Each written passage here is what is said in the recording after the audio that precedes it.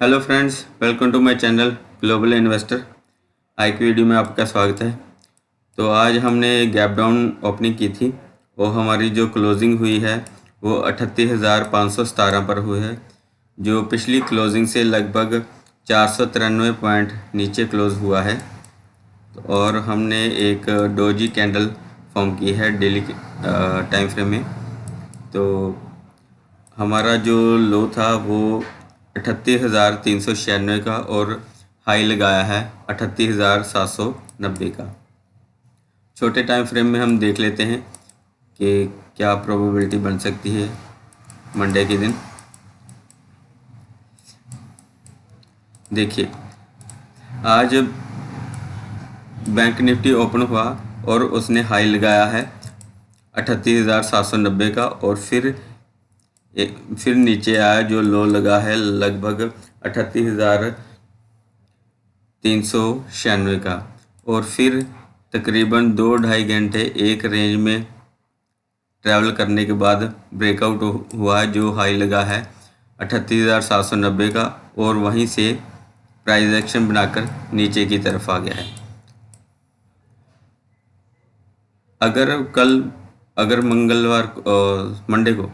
अगर मंडे को ये मार्केट इसी रेंज के आसपास ओपन होता है, इसी रेंज के आसपास ओपन होने के बाद ब्रेकडाउन करता है, तो हमें जो लेवल देखने को मिलेंगे वो मिलेंगे 38,350 का, 38,200 का और 38,050 का।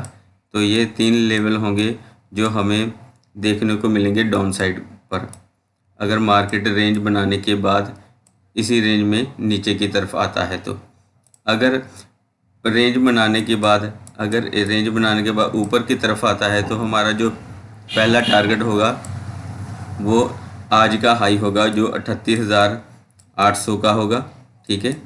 और दूसरा टारगेट होगा 39,000 का। तो ये ऊपर की साइड के 2 लेवल हैं जो हमें देखने को मिल सकते हैं। अगर बहुत बड़ा गैप अप हुआ तो हमें, अगर मान लीजिए मार्केट इस रेंज में के आसपास 39,000 के ऊपर ओपनिंग देता है, तो हमें जो टारगेट मिलेंगे वो मिलेंगे 39,320 का और 39,450 का। तो ये टारगेट होंगे हमें ऊपर की साइड, अगर 39,000 के ऊपर की ओपनिंग हमें देखने को मिलती है। तो अगर बहुत बड़ा गैप डाउन खुल जाता है, मान लीजिए इसके नीचे खुल जाता है, 38,500 के नीचे खुल जाता है, तो हमें जो टारगेट देखने को मिलेंगे वो मिलेंगे, पहला टारगेट होगा ये गैप जो है गैप फिल, वो एरिया मिलेगा जो 38,000 लगभग है, 38,120 के आसपास है, 38,120 का। तो ये आप नज़र बनाकर रख सकते हैं।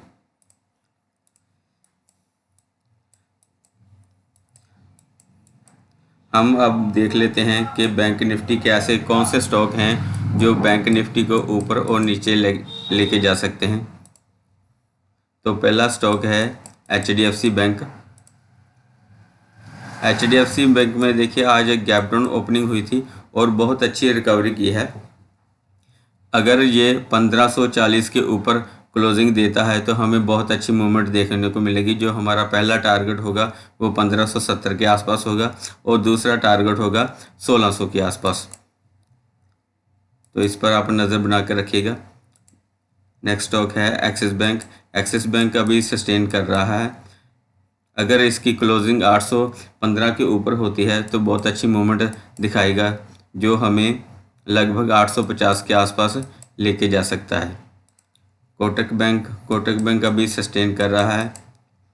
अगर ये 1780 के नीचे जाता है तो हमें जो टारगेट मिलेंगे वो 1720 के मिलेंगे और दूसरा टारगेट होगा 1680 का।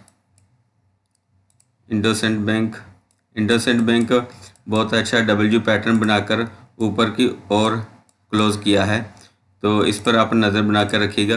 कल भी ये कंटिन्यू हो सकता है। 985 के ऊपर इसे आप परचेज़ कर लीजिएगा। ये बहुत जल्दी ही 1000 के आसपास पहुंच जाएगा। हमारा जो पहला टारगेट होगा वो होगा 1000 और दूसरा टारगेट होगा 1040। एयू बैंक देखिए एम पैटर्न बनाकर नीचे की ओर आ रहा है और क्लोजिंग भी नेगेटिव मिली है, तो ये कल भी नेगेटिव मतलब ओपन हो सकता है। तो कल 1319 के नीचे आप इसे परचेज कर लीजिएगा और आपका जो टारगेट होगा वो 1300 का होगा। अगर ये लास्ट स्विंग को ये क्रॉस कर देता है तो ये जल्दी ही 1225 के आसपास पहुंच जाएगा, अगर ये 1300 के नीचे क्लोजिंग देता है तो। आईसीआईसीआई बैंक अभी रेंज में है, तो अगर ये 816 के ऊपर क्लोजिंग देता है तो बहुत अच्छी मूवमेंट देखने को मिलेगी। अगर नीचे की तरफ 770 के नीचे आता है तो हमारा जो अगला टारगेट होगा वो 760 का और दूसरा टारगेट 718 का होगा। बंधन बैंक अभी रेंज में है। जैसे ही इस रेंज को 730 के ऊपर क्लोजिंग देता है तो हमें बहुत अच्छी मूवमेंट मिलेगी। जो हमारा पहला टारगेट होगा वो लगभग 350 के आसपास होगा। आरबीएल बैंक का स्लो एंड स्टडी नीचे की तरफ आ रहा है। आप इसे 141 के नीचे आप इसे परचेज कर सकते हैं। ये लास्ट स्विंग तक 134 तक आसानी से आ सकता है। एसबीआई अभी रेंज में है। जब तक ये 545 के ऊपर क्लोजिंग नहीं देता एक अच्छी मूवमेंट देखने को नहीं मिलेगी। फेडरल बैंक अभी ब्रेकआउट के ऊपर सस्टेन कर रहा है, तो 105 के ऊपर आप इसे परचेज कर लीजिएगा, जो आपको 108 और 110 के आसपास लेके जा सकता है।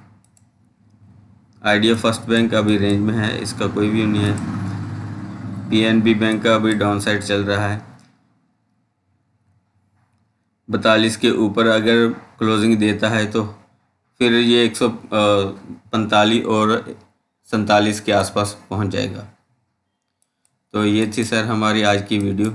अगर वीडियो अच्छी लगे तो please like share and comment. अगर बेसिक पर आपको कोई वीडियो चाहिए तो प्लीज़ कमेंट में देख लीजिएगा, कमेंट में कर दीजिएगा, तो हम आपके लिए बेसिक वीडियो ज़रूर लेकर आएंगे। तो थैंक यू।